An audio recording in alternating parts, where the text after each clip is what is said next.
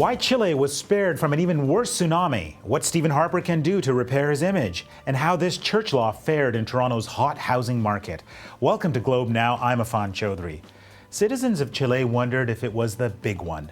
First, a magnitude 8.2 earthquake originating from the ocean shook buildings. Shortly after came the tsunami warning. And then the panic, prayers, and pictures.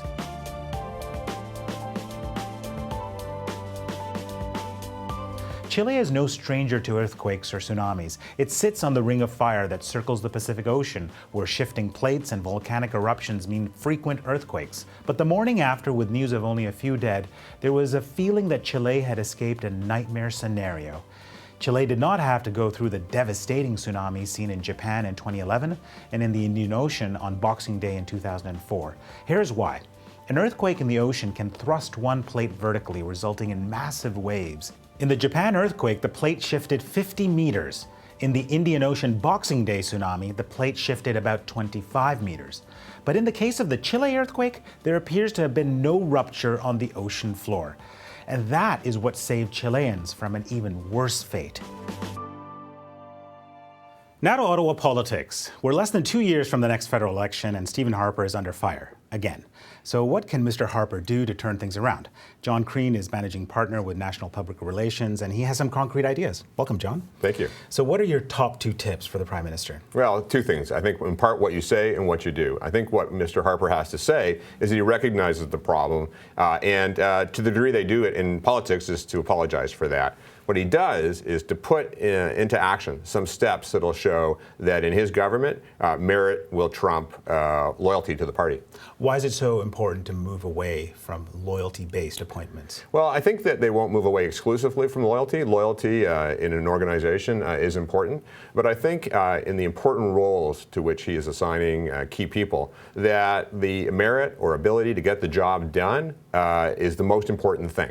And hopefully they will be loyal to their organizations, loyal to the government, and in many cases loyal to the party as well. And this is all in the context of the scandal around Dimitri Soudas and his appointment to the executive director position of the Conservative Party, and that has ended in some scandal. But loyalty has served the Prime Minister well. People like Jim Flaherty, John Baird, are trusted, loyal lieutenants. Yeah, I mean, in any organization, trust is key.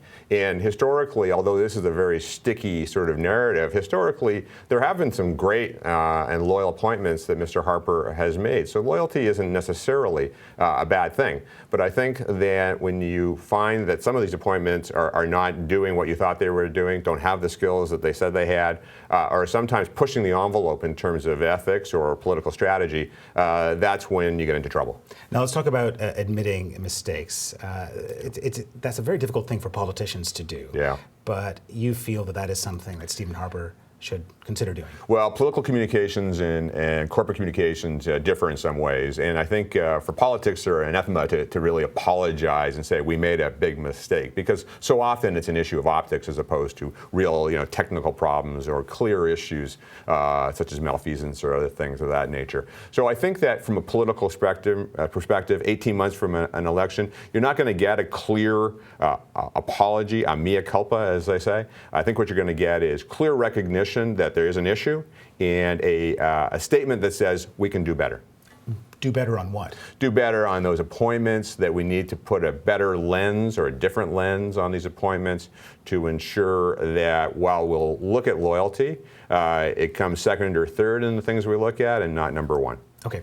Now, apologizing and admitting your mistakes for politicians has the appearance of, that you've lost control, sloppiness, weakness. Yeah.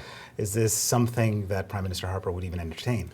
I think it's probably unlikely. And, as I said, 18 months out from an election, this is not the time to make big apologies. You see them more earlier in one's term when they think 3 or 4 years later, these issues will be long forgotten. I think it's unlikely we're going to see a clear mea culpa or apology. What I still think you'll see, though, is some recognition that we'll do better and some attempts to change the narrative and to bring up some of the very good appointments that he's made, such as Mark Carney and Gary Doherty, the United States as ambassador. Thank you so much. Good, thank you. Well, tweet us your thoughts at Globe Now. What message do you think it sends when politicians admit his or her mistakes? Tweet us at Globe Now. Okay, let's turn to Toronto's hot real estate market and the story of a church that's been converted into lofts. Now, stepping into a church, you can't help but admire the architecture, the stained glass windows, and the calm. But living in a church, well, maybe this loft conversion will change your mind. We're in the heart of High Park, which means that you get all the towering trees. We're a block from High Park, yet a stone's throw from Roncesvalles Avenue and TTC and Subway. It's a very family-oriented neighborhood. So this was originally a High Park Methodist church, and it was converted into lofts in 2009. It's got really the original character of the old 2-foot thick limestone walls, the chapel ceiling, the gorgeous refurbished stained glass windows. It's got some really interesting character, and it's a real boutique building. There's only 3 floors and 24 units. So this particular suite is 1,250 square feet with a small balcony. It's 2 bedrooms plus a den. It has a gas fireplace, it's got granite counters and stainless steel appliances.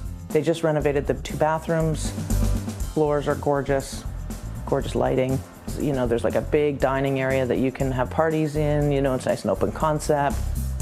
Essentially, we had a lot of activity in a really short period of time. We had 24 showings in only a couple of days. We had someone come in pretty much the first day and make us an offer. It was listed at $698 and it sold for $695. They knew what they wanted, and we priced it where we expected it to go. Well, thanks so much for watching the first edition of Globe Now. Tell us what you thought about today's program. Tweet us at Globe Now. Thanks again. I'm Affan Chowdhry.